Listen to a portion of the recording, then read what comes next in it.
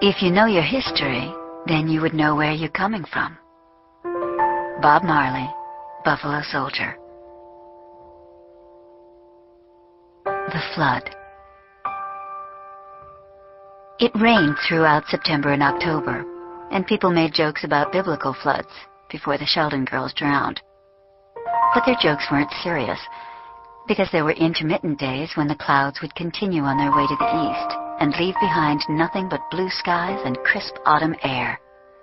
If people worried about anything, they fretted over the numbers of leaf peepers and flatlanders who hadn't made their customary fall pilgrimages to Vermont that year, and what effect that lost revenue might have on their purses, or they complained about the mud. After all, the fall rains had made the ground as boggy as March, and the earth showed no signs of freezing up soon. The dirt roads were so laden with runnels that drivers would wince as they lurched their cars forward, while the paved ones were often layered with diaphanous sheets of moisture that in the night reflected a vehicle's headlights like mirrors. Certainly the water was high in the lakes, Bombazine and Champlain to the west of the Green Mountains, that range of hills that rose like a great animal's spine across the vertical center of the state, and Willoughby and Memphremagog to the east. Likewise, the rivers of any size often had small crests of albescent foam. There must have been a half-dozen days when the counties north of Rutland had lived with flash flood advisories and warnings, especially the two occasions when the remnants of late-season Caribbean hurricanes tracked deep into New England and dumped torrents of rain onto ground that was already soaked, and into lakes and rivers that already had about all the water they could handle. One Saturday in late October, the Cornish Volunteer Fire Company went so far as to move its 2 attack pumpers and heavy rescue truck over the bridge that spanned the Gale River, so the vehicles would be on the more populated side of the water if the bridge was brought down by the rapids. That had happened once before. The original bridge had washed away in the Great Flood of 1927, on the very day that S. Hollister Jackson, the state's lieutenant governor, had drowned in another part of the state when his car stalled in a rivulet on the road near his house, and he tried to walk home through the waters. Instead, he had been swept away in the current, his body washing up a mile downriver in Potash Brook. But the rivers never topped their banks the fall the Sheldon girls died.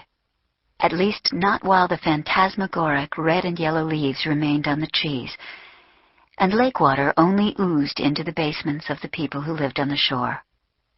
For most of northern Vermont, the rains were a mere inconvenience.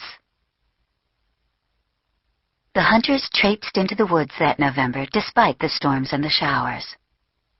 They trudged along paths in which they sunk ankle-deep in wet leaves, their boots sometimes swallowed in turbid mountain runoff, and even the thinner tree branches would whip water in their faces when they gently pushed them aside as they walked.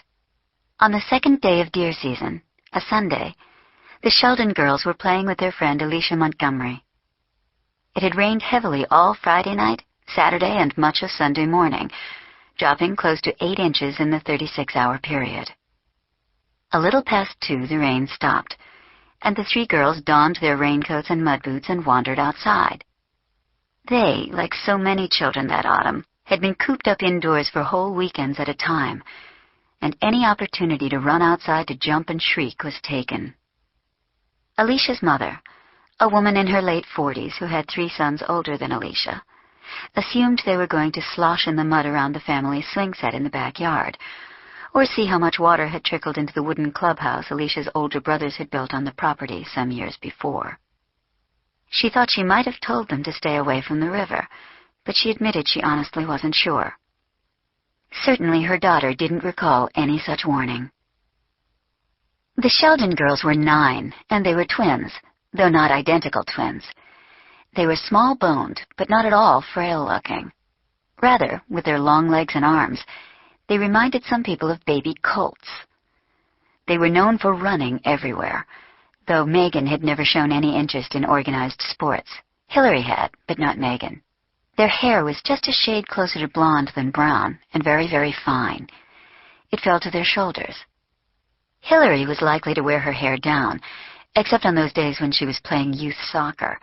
Then she would allow her mother to put it back in a ponytail.